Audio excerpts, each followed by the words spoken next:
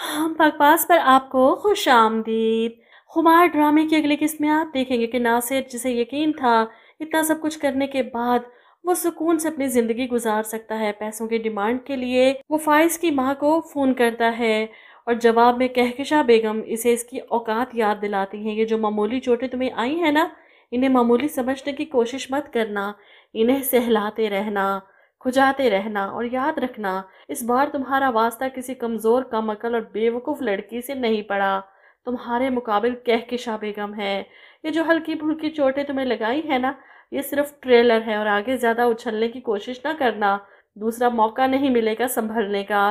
नासिर को यकीन नहीं आता ये औरत इसे धोखा दे सकती है। इसे तो लगा था कि वो हरीम की तरह सारी ज़िंदगी फाइज की माँ को भी ब्लैकमेल करके पैसे निकलवाता रहेगा, लेकिन यहाँ आकर वो गलती कर बैठा।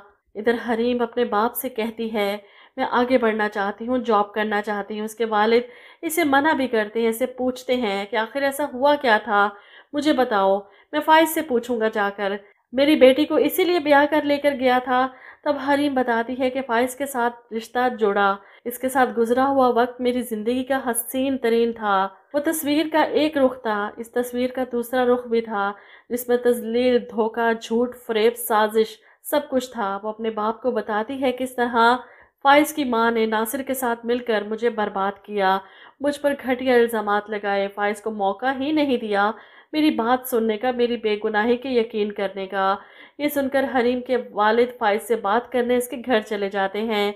यहाँ पर हरीम परेशान अपने बाप को फ़ोन करती है, कहीं फाइज के घर वाले इनकी तजलील ना कर दें। वो अच्छे से जानती थी अपने ससुराल वालों को, इसलिए परेशान थी। इसके वालिद पहुँचते हैं उसके घर, लेकिन फाइज के माँ बाप इसे मिलने नहीं देते, बल्कि गार्ड्स को आवाज़ें देते हैं कि धक्के देकर इसे निकालो और दोबारा ये शख्स यहाँ नज़र ना आए। वो भी फाइज से मिले बगैर नहीं निकलने वाले। ऊंची ऊंची आवाज़ में इसे बुलाना शुरू कर देते हैं। इनकी आवाज़ सुनकर फाइज बाहर आता है तो इसकी तरफ बढ़ते हैं, जिस पर फाइज कहता है अपने कदम वहीं रोक लीजिए, बल्कि अपने बढ़ते हुए कदमों से वापस चले जाएं, क्योंकि फाइज अब किसी पर तो क्या अपने आप पर भी भरोसा नहीं करता। तौफीक साहब फाइज की गलत फहमी दूर करने की कोशिश करते हैं। ये एक दलदल है गलत फहमी की, जिसमें तुम्हें जानबूझकर फंसाया जा रहा है।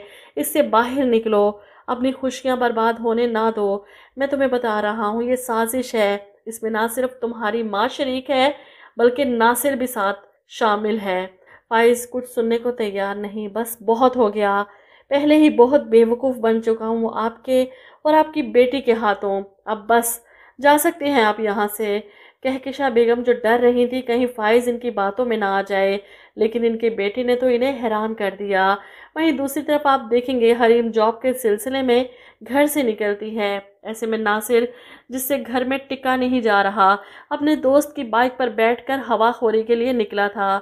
हरीम को देखकर रुक जाता है। वैसे बहुत अफसोस हो रहा है तुम्हारी हालत देखकर।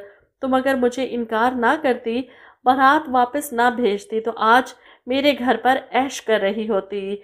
इसकी खुशफहमी देखकर हरीम फौरन जवाब देती है, एक जलील इंसान के साथ ऐश भरी जिंदगी गुजारने से बेहतर है कि इंसान तपती धूप में गर्म रेत पर भटकता रहे। कम से कम सही रास्ता मिल जाने की उम्मीद तो होती है। वो जॉब इंटरव्यू के लिए जिस दफ्तर में गई, वो वही शख्स था जो उस रात नासिर से बचाकर इसे इसके घर छोड़कर गया था। इधर आप देखेंगे कि कहकशा बेगम के होने वाले समधी लाइबा के ससुराल वाले घर आते हैं और मंगनी पर होने वाले तमाशे के बारे में पूछते हैं। इनसे सवाल करते हैं कि आपकी बहू के बड़े चर्चे सुने हैं, हमारा तो फंक्शन ही ख़राब हो गया, रिश्तेदारों ने इतनी बातें सुनाई, कैसे लोगों में रिश्ता कर रहे हैं। कहकशा बेगम का तो गुस्से से मुंह लाल हो जाता है इनकी बातें सुनकर।